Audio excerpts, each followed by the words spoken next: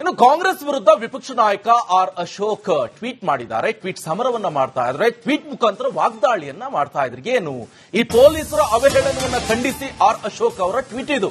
ಪ್ರತಿಭಟನೆ ಹೆಸರಿನಲ್ಲಿ ಬೆದರಿಕೆ, ಅತಿರೇಕದ ವರ್ತನೆ, ಸಿಎಂ ಹಾಗೂ ಗೃಹ ಸಚಿವರು ಉತ್ತರವನ್ನ ಕೊಡಬೇಕು ಅಂತ ವಿಪಕ್ಷ ನಾಯಕ ಆರ್ ಅಶೋಕ್ ಅವರು ಆಗ್ರಹವನ್ನ ಮಾಡ್ತಾ ಇದ್ದಾರೆ. ರಾಜ್ಯ ಸರ್ಕಾರಕ್ಕೆ ವಿಪಕ್ಷ ನಾಯಕ ಆರ್ ಅಶೋಕ್ ಅವರ ಪ್ರಶ್ನೆ ಇದು. ಪ್ರತಿಭಟನೆ ಓಕೆ, ನೀಟ್ ವಿಚಾರಕ್ಕೆ ಸಂಬಂಧಪಟ್ಟಂತೆ ನೀಟ್ ಆಗಿ ಪ್ರತಿಭಟನೆ ಮಾಡಬೇಕು. ಆದ್ರೆ ಈ ಪ್ರತಿಭಟನೆ ಹೆಸರಿನಲ್ಲಿ ಏನ್ ಆಗ್ತಾ ಇದೆ?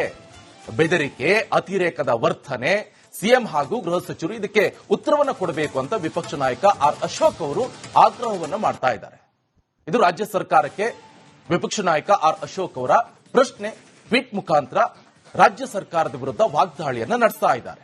ನೀಟ್ ವಿಚಾರಕ್ಕೆ ಸಂಬಂಧಪಟ್ಟಂತೆ ಜಿರಳೆ ಪಕ್ಷದವರು ವಿದ್ಯಾರ್ಥಿಗಳಂತ ಹೇಳ್ಕೊಂಡು ಈಗ ಪ್ರತಿಭಟನೆಯನ್ನ ಮಾಡ್ತಾ ಇದ್ರು. ಅದು ಕೂಡ ನಮ್ಮ ಬೆಂಗಳೂರಿನಲ್ಲಿ ಫ್ರೀಡಂ ಪಾರ್ಕ್ ನಲ್ಲಿ ಪ್ರತಿಭಟನೆ ಮಾಡ್ತಾ ಇದ್ರು. ಈ ಸಂದರ್ಭದಲ್ಲಿ ಉಮರ್ ಖಾಲಿದ್ ಅವರಿಗೆ ಜಿಂದಾಬಾದ್ ಅಂತ ಹೇಳ್ತಾ ಇದ್ದಾರೆ.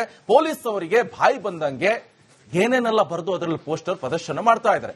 ಇದ್ರ ಬಗ್ಗೆ ನೀವು ಉತ್ತರವನ್ನ ಕೊಡಿ ಅಂತ ಟ್ವೀಟ್ ಮೂಲಕ ಈಗ ಕೇಳ್ಕೊಳ್ತಾ ಇದ್ದಾರೆ, ಆಗ್ರಹವನ್ನ ಮಾಡ್ತಾ ಇದ್ದಾರೆ ನಮ್ಮ ರಾಜ್ಯದ ವಿಪಕ್ಷ ನಾಯಕ ಆರ್ ಅಶೋಕ್ ಅವರು. ಇದಕ್ಕೆ ಉತ್ತರ ಯಾವ ರೀತಿಯಾಗಿ ಕೊಡ್ತಾರಂತ ನಾವು ಕೂಡ ಕಾದ್ ನೋಡ್ಬೇಕಾಗತ್ತೆ. ಯಾಕಂತ ಹೇಳಿದ್ರೆ ಸದ್ಯ ಏನೇನು ಬೆಳವಣಿಗೆ ಆಗ್ತಾ ಇದೆ ಈ ವಿಚಾರಕ್ಕೆ ಸಂಬಂಧಪಟ್ಟಂತೆ ಸಾಕಷ್ಟು ಪ್ರತಿಭಟನೆ ಇರಬಹುದು. ಒಂದ್ ಕಡೆ ಬಿಜೆಪಿ ಹಾಗೆ ಕಾಂಗ್ರೆಸ್ ಅವರು ಕೂಡ ಪ್ರತಿಭಟನೆಯನ್ನ ಮಾಡ್ತಾ ಇದ್ದಾರೆ. ಒಬ್ಬರ ಮೇಲ್ಬಿದ್ದು ಪ್ರತಿಭಟನೆಯನ್ನ ಮಾಡ್ತಾ ಇದ್ದಾರೆ. ಏನೊಂದ್ ಕಡೆ ಕಾಂಗ್ರೆಸ್ ವಿರುದ್ಧ ವಿಪಕ್ಷ ನಾಯಕ ಈ ರೀತಿಯಾದಂತಹ ಟ್ವೀಟ್ ಅನ್ನ ಮಾಡಿದ್ದಾರೆ. ಪೊಲೀಸರ ಅವಹೇಳನವನ್ನ ಖಂಡಿಸಿ ಆರ್ ಅಶೋಕ್ ಅವರ ಟ್ವೀಟ್ ಇದು. ಪೊಲೀಸರ ಬಗ್ಗೆ ಮಾತನಾಡೋಕೆ ಇವ್ರು ಯಾರು ಅಂತ ಪ್ರಶ್ನೆ ಮಾಡ್ತಾ ಇದ್ದಾರೆ. ಪ್ರತಿಭಟನೆ ಹೆಸರಿನಲ್ಲಿ ಈ ರೀತಿಯಾದಂತಹ ಬೆದರಿಕೆ, ಅತಿರೇಕದ ವರ್ತನೆ ಸರಿನಾ? ಇದ್ರ ಬಗ್ಗೆ ಏನು ಉತ್ತರವನ್ನ ಕೊಡ್ತೀರಿ ಅಂತ ಟ್ವೀಟ್ ಮೂಲಕ ಈಗ ಕೇಳ್ಕೊಳ್ತಾ ಇದ್ದಾರೆ ವಿಪಕ್ಷ ನಾಯಕ ಆರ್ ಅಶೋಕ್.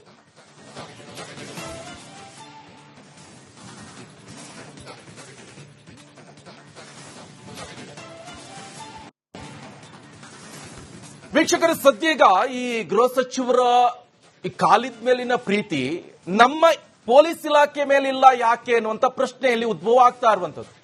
ಅದಕ್ಕೆ ಸಂಬಂಧಪಟ್ಟಂತೆ ನಾವು ನಿಮ್ಗೆ ಫೋನ್ ಮಾಡೋಕೆ ನಮ್ಮ ನಂಬರ್ ಕೂಡ ಕೊಟ್ಟಿದ್ವಿ. ಕಾಲ್ ಮಾಡಿ ನೀವು ಕೂಡ ಮಾತನಾಡಬಹುದು. ಫ್ರೀಡಂ ಪಾರ್ಕ್ ನಲ್ಲಿ ಪ್ರತಿಭಟನೆಯನ್ನ ಮಾಡಿದ್ರು ಜಿರಳೆ ಪಾರ್ಟಿಯವರು, ವಿದ್ಯಾರ್ಥಿಗಳು ಅಂತ ಹೇಳ್ಕೊಂಡು. ಆಯ್ತು, ಮಾಡ್ಲಿ, ನಾವು ಯಾವತ್ತೂ ಕೂಡ ವಿದ್ಯಾರ್ಥಿಗಳ ಪರನೇ. ವಿದ್ಯಾರ್ಥಿಗಳಿಗೆ ಅನ್ಯಾಯ ಆಗೋಕೆ ನಾವು ಬಿಡೋಲ್ಲ. ಆದ್ರೆ ಪ್ರತಿಭಟನೆ ಹೆಸರಿನಲ್ಲಿ ಆಗ್ತಾ ಇರುವಂತದ್ದು ಏನು ಹಾಗಾದ್ರೆ? ಒಬ್ಬ ದೇಶದ್ರೋಹಿನ ಆತನಿಗೆ ಜಿಂದಾಬಾದ್ ಅಂತ ಪೋಸ್ಟರ್ ಹಿಡಿದು ಇವರು ಪ್ರದರ್ಶನ ಮಾಡ್ತಾರೆ. ಅದೇ ಪೋಸ್ಟರ್ ನಲ್ಲಿ ನಮ್ಮ ಬೆಂಗಳೂರು ಪೊಲೀಸರ ಬಗ್ಗೆ ಅವಾಚ್ಯ ಶಬ್ದಗಳಿಂದ ನಿಂದನೆ ಮಾಡ್ತಾರೆ. ಅದ್ರ ಬಗ್ಗೆ ನೀವು ಕಾಲ್ ಮಾಡಿ ಮಾತನಾಡಬಹುದು. ಕೆಳಗಡೆ ಲೈನ್ ಕೂಡ ಕಾಣಿಸ್ತಾ ಇದೆ ನಮ್ಮ ನಂಬರು. ಆ ನಂಬರ್ಗೆ ನೀವು ವಾಟ್ಸ್ಆಪ್ ಕೂಡ ಮಾಡಬಹುದು. 2 ಲೈನ್ ಅಲ್ಲಿ ಎಕ್ಸ್ ಖಾತೆಯಲ್ಲೂ ಕೂಡ ನಿಮ್ಮ ಅಭಿಪ್ರಾಯವನ್ನು ಹಂಚಿಕೊಳ್ಬಹುದು. ಜೊತೆಗೆ ನಮಗೆ ಕಾಲ್ ಮಾಡಿ ಕೂಡ ಮಾತನಾಡಬಹುದು. ಇದು ನಿನ್ನೆ ನಡೆದಿರುವಂತ ಘಟನೆ. ಬೆಂಗಳೂರಿನ ಫ್ರೀಡಂ ಪಾರ್ಕ್ ನಲ್ಲಿ ಪ್ರತಿಭಟನೆಯನ್ನ ಮಾಡ್ತಾ ಇದ್ರು ಜಿರಳೆ ಪಾರ್ಟಿಯವರು. ಆಯ್ತು, ಪ್ರತಿಭಟನೆ ಮಾಡೋಕೆ ನಮ್ಮ ಪ್ರಜಾಪ್ರಭುತ್ವ ವ್ಯವಸ್ಥೆಯಲ್ಲಿ ಎಲ್ಲರಿಗೂ ಕೂಡ ರೈಟ್ಸ್ ಇದೆ. ಆದ್ರೆ ಆ ರೈಟ್ಸ್ ಅನ್ನ ಎಲ್ಲ ಒಂದ್ ಕಡೆ ಮಿಸ್ಯೂಸ್ ಮಾಡ್ಕೊಳ್ಳಲಾಗ್ತಾ ಇದೆಯಾ? ದೇಶದ ಆಂತರಿಕ ಭದ್ರತೆಯ ಮೇಲೆ ಈಗ ಈ ಒಂದು ಆತಂಕ, ಭಯ ಎಲ್ಲವೂ ಕೂಡ ಶುರು ಆಗ್ತಾ ಇದೆ. ಏನ್ ಮಾಡಕ್ ಹೊರಟಿದ್ರು ಅಂತ ಇವರು ಯಾರು ಇವರಿಗೆ ಪ್ರತಿಭಟನೆ ಮಾಡಬೇಡಿ ಅಂತ ಹೇಳ್ತಾ ಇಲ್ಲ. ಅತಿ ದೊಡ್ಡ ಪ್ರಜಾಪ್ರಭುತ್ವ ವ್ಯವಸ್ಥೆ ಇರುವಂತ ರಾಷ್ಟ್ರ ನಮ್ದು. ಹೆಮ್ಮೆ ಆಗ್ತಾ ಇದೆ ನಮ್ಮ ಭಾರತ ದೇಶದ ಬಗ್ಗೆ. ಅತಿ ದೊಡ್ಡ ಪ್ರಜಾಪ್ರಭುತ್ವ ರಾಷ್ಟ್ರ ನಮ್ದು. ಇಲ್ಲಿ ಪ್ರತಿಭಟನೆ ಮಾಡೋಕೆ ಎಲ್ರಿಗೂ ಮುಕ್ತವಾದಂತ ಅವಕಾಶ ಇದೆ. ಆದ್ರೆ ಪ್ರತಿಭಟನೆ ಮಾಡುವಂತ ರೀತಿ ಹೇಗೆ? ಇದೇನಾ? ಒಬ್ಬ ದೇಶದ್ರೋಹಿಗೆ ಸಪೋರ್ಟ್ ಮಾಡಿಬಿಟ್ಟು ಪೋಸ್ಟರ್ ಮಾಡ್ತಾರೆ, ಪೋಸ್ಟರ್ ಪ್ರದರ್ಶನ ಮಾಡ್ತಾರೆ. ದೇಶದ್ರೋಹಿನ ಇವಾಗ ಒಬ್ರು ಮಾತನಾಡ್ತಾ ಇದ್ದಾರೆ, ಕಾಲ್ ಮಾಡಿದ್ದಾರೆ, ಪಬ್ಲಿಕ್ ಕಾಲು. ಚನ್ನಬಸಪ್ಪ ಅವರೇ ನಮಸ್ಕಾರ. ನಮಸ್ತೆ ಸರ್. ಹೇಳಿ ಸರ್, ಏನ್ ಹೇಳ್ತೀರಾ ಇದ್ರ ಬಗ್ಗೆ ನಿಮ್ಮ ಅಭಿಪ್ರಾಯ? ಅಲ್ಲ ಸರ್, ಈಗ ಎಲ್ಲದು ನೀಟ್ ಬಗ್ಗೆ ಇದು ಸ್ಟ್ರೈಕ್ ಮಾಡೋದು ಓಕೆ, ಮಾಡ್ಲಿ, ಅವರ ಹಕ್ಕು ಬಾಧ್ಯತೆ ಇದಾವೆ. ಆದರೆ ಈ ಉಮರ್ ಖಾಲಿದ್ ಬಗ್ಗೆ ಈ ಗೃಹ ಸಚಿವರಿಗೆ ಯಾಕೆ ಇಷ್ಟು ಪ್ರೀತಿ ಕಾಳಜಿ? ಅದ್ರ ಬಗ್ಗೆ RSS ಬಗ್ಗೆ ಪದೇ ಪದೇ ಇವರು ಕೇಳ್ತಾ ಇದಾರಲ್ಲ. RSS ನವ್ರು ಏನ್ ಮಾಡಿದಾರೆ? ಇವರು ಅವ್ರೇನ್ ದೇಶದ್ರೋಹಿಗಳ RSS ನವರು? ಏನ್ ಸರ್? ಅದೇ ನೀವು ನಿಮ್ಮ ಅಭಿಪ್ರಾಯವನ್ನ ಹೇಳಬೇಕು. ಥ್ಯಾಂಕ್ ಯು ಸೋ ಮಚ್ ನಿಮ್ಮ ಅಭಿಪ್ರಾಯವನ್ನ ತಿಳಿಸೋದಕ್ಕೆ. ಚನ್ನಬಸಪ್ಪ ಅವರೇ, ಇನ್ನೊಬ್ರು ಕೂಡ ಕಾಲರ್ ರೆಡಿ ಇದ್ದಾರೆ, ಪ್ರದೀಪ್ ಅವರೇ ನಮಸ್ಕಾರ. ಕಾಲ್ ಕಟ್ ಆಗಿದೆ. ವೀಕ್ಷಕರು ನಿಮ್ಮ ಅಭಿಪ್ರಾಯವನ್ನ ಮುಕ್ತವಾಗಿ ರಿಪಬ್ಲಿಕ್ ಕನ್ನಡದ ಮುಖಾಂತರ ಹಂಚ್ಕೊಳ್ಬಹುದು. ಯಾಕಂದ್ರೆ ಪ್ರತಿ ದಿವಸ ನಾವು ಯಾವ್ಯಾವ ಸಮಸ್ಯೆ ಇದೆ ಅದರೆಲ್ಲದರ ಬಗ್ಗೆ ನಿಮ್ಗೊಂದು ಮಾತನಾಡೋಕೆ ಒಂದು ಮುಕ್ತವಾದಂತ ಅವಕಾಶವನ್ನ ಕೊಡ್ತಾ ಇದ್ವಿ. ನಿಮ್ಮ ಅಭಿಪ್ರಾಯವನ್ನ ಹಂಚಿಕೊಳ್ಳುವಂತ ನಿಟ್ಟಿನಲ್ಲಿ ವಾಟ್ಸ್ಆಪ್ ನಂಬರ್ ಇದೆ, ಅದಕ್ಕೆ 2 ಲೈನ್ ಅಲ್ಲಿ ಕೂಡ ಮೆಸೇಜ್ ಮಾಡಬಹುದು, ಕಾಲ್ ಮಾಡಿ ಕೂಡ ನಿಮ್ಮ ಅಭಿಪ್ರಾಯವನ್ನ ಹಂಚಿಕೊಳ್ಬಹುದು. ಸದ್ಯ ಇವತ್ತಿನ ಟಾಪಿಕ್ ಗೃಹ ಸಚಿವರೇ, ಕಾಲಿನ ಮೇಲಿನ ಕಾಳಜಿ ಖಾಕಿ ಮೇಲೆ ಯಾಕಿಲ್ಲ, ಇದ್ರ ಬಗ್ಗೆ ಸಾರ್ವಜನಿಕರು ನಿಮ್ಮ ಅಭಿಪ್ರಾಯವನ್ನ ಹಂಚಿಕೊಳ್ಬಹುದು. ನೆಕ್ಸ್ಟ್ ಒಬ್ರು ಕಾಲರ್ ರೆಡಿ ಇದ್ದಾರೆ, ಕೇಶವ್ ಅಂತ ಬೆಳಗಾವಿಯಿಂದ. ಸರ್ ನಮಸ್ಕಾರ. ನಮಸ್ಕಾರ ಸರ್. ಮಾತಾಡಿ ಸರ್, ಏನ್ ಹೇಳ್ತೀರಿ? ಸರ್ ಈಗ ಇದೇನು ಲಾ ಆ್ಯಂಡ್ ಆರ್ಡರ್ ಇದಾಗ್ತಾ ಇದೆ ಸರ್. ಹಾ ಹೌದು ಸರ್, ಇದೇನು ಪ್ರಾಬ್ಲಮೇ ಆಗ್ತಾ ಇಲ್ಲ ಸರ್. ಅದಕ್ಕಾಗಿ ಇದೇನು ಸ್ಟೂಡೆಂಟ್ಸ್ನೆಲ್ಲ ಇದು ಮಾಡ್ತಾ ಇದ್ದಾರೆ, ಅದಕ್ಕಾಗಿ ಸರ್. ಏನ್ ಹೇಳ್ತೀರಿ ಇದ್ರ ಬಗ್ಗೆ? ಏನ್ ಸರ್, ಗೃಹ ಸಚಿವರು ಏನ್ರಿ ಉತ್ತರ ಕೊಡ್ಬೇಕು ಸರ್. RSS ಬಗ್ಗೆ ಮಾತಾಡ್ತಾರೆ, ಇದ್ರ ಬಗ್ಗೆ ಏನು ಮಾತಾಡಲ್ಲ ಸರ್. ಇಲ್ಲಿ ಪೋಸ್ಟರ್ ಪ್ರದರ್ಶನ ಮಾಡಿದ್ರು, ಪೊಲೀಸರ ಬಗ್ಗೆ ಗೊತ್ತಿಲ್ವಾ ಅಥವಾ ಪೊಲೀಸರ ಬಗ್ಗೆ ಕಾಳಜಿ ಇಲ್ವೇನೋ ಅಂತ ಪ್ರಶ್ನೆ, ಅವಾಚ್ಯ ಶಬ್ದಗಳಿಂದ ನಿಂದನೆ ಮಾಡಿದ್ರು. ಆ ಪೋಸ್ಟರ್ ಕೂಡ ನೋಡ್ತಾ ಇರ್ಬೋದು, ನೀವು ತೋರಿಸ್ತಾ ಇದ್ವಿ. ನೋಡ್ತಾ ಇದೀವಿ ಸರ್, ಈಗ 2 ದಿನದಿಂದ ಇದೇ ತೋರಿಸ್ತಾ ಇದ್ದೀವಿ ಸರ್. ಹೌದು ಸರ್, ಬಹಳ ಬೇಜಾರಾಗ್ತಾ ಇದೆ sir. Thank you so much Keshav ಅವರೇ, ರಿಪಬ್ಲಿಕ್ ಕನ್ನಡ ಜೊತೆ ಮಾತನಾಡೋದಕ್ಕೆ. ಮಹೇಂದ್ರ ಅವರು ಕಾಲರ್ ರೆಡಿ ಇದ್ದಾರೆ. ಮಹೇಂದ್ರ ಅವರೇ ನಮಸ್ಕಾರ. ಸರ್ ಹೇಳಿ ಸರ್. ದಯವಿಟ್ಟು ನಿಮ್ಮ ಟಿವಿ ವಾಲ್ಯೂಮ್ ಅನ್ನ ಮ್ಯೂಟ್ ಮಾಡಿ ಮಾತಾಡಿ ಸರ್, ಇಲ್ಲ ಅಂತ ಹೇಳಿದ್ರೆ ಕಾಲ್ ಕಟ್ ಆಗುತ್ತೆ. ಹೇಳಿ ಸರ್. ಮಾತಾಡಿ ಸರ್, ಮಾತಾಡಿ ಸರ್. ಪ್ರಿಯಾಂಕ್ ಖರ್ಗೆ ಅವ್ರು ಏನಿದ್ರು ಬರೀ RSS ಅಂತ ಮಾತಾಡ್ತಾರೆ ಅಷ್ಟೇನೆ. ಅದು ಬಿಟ್ಟು ಅವರು ಬೇರೆ ಯಾವ್ದು ಕ್ರಮ ಏನು ಗೊತ್ತಿಲ್ಲ, ಕ್ರಮ ಯಾವ್ದನ್ನು ತಗೊಳ್ಳಲ್ಲ ಅವರು. ಮಾತೆತ್ತಿದ್ರೆ RSS ಬಗ್ಗೆ ಮಾತ್ರ ಮಾತಾಡ್ತಾರೆ ಅಷ್ಟೇ, ಅದು ಬಿಟ್ಟು ಬೇರೆ ಏನು ಮಾತಾಡಲ್ಲ. ಅದೇನು ಬೇರೆ ಯಾವ್ದು ಅವ್ರಿಗೆ ಕಾಣಿಸಲ್ವಾ, ಮಾಹಿತಿ ಹೋಗಲ್ವಾ, ಅದು ಗೊತ್ತಿಲ್ಲ. ಅದೇನು RSS ಬಗ್ಗೆ ಮಾತ್ರ ಮಾಹಿತಿ ಹೋಗುತ್ತಾ? ಈ ಪೊಲೀಸ್ನವ್ರ ಹತ್ರ ಈ ತರ ಪೊಲೀಸ್ನವ್ರ ವಿರುದ್ಧನೇ ಈ ತರ ಅವಹೇಳನ ಪೋಸ್ಟ್ ಎಲ್ಲ ಹಾಕ್ತಾರಲ್ಲ, ಇದೆಲ್ಲ ಹೋಗಲ್ವಾ, ನೋಡಲ್ವಾ ಪ್ರಿಯಾಂಕ್ ಖರ್ಗೆ ಅವ್ರು ಇದೆಲ್ಲ? ಓಕೆ, ಥ್ಯಾಂಕ್ ಯು ಮಹೇಂದ್ರ ಅವರೇ, ನಿಮ್ಮ ಅಭಿಪ್ರಾಯವನ್ನ ತಿಳಿಸಿದ್ದಕ್ಕೆ. ರಾಜಶೇಖರ್ ಅವರು ಇದ್ದಾರೆ ಹಾವೇರಿಯಿಂದ. ರಾಜಶೇಖರ್ ಅವರೇ ನಮಸ್ಕಾರ. ನಮಸ್ಕಾರ ಸರ್. ಏನ್ ಹೇಳ್ತೀರಾ ಸರ್ ಇದ್ರ ಬಗ್ಗೆ?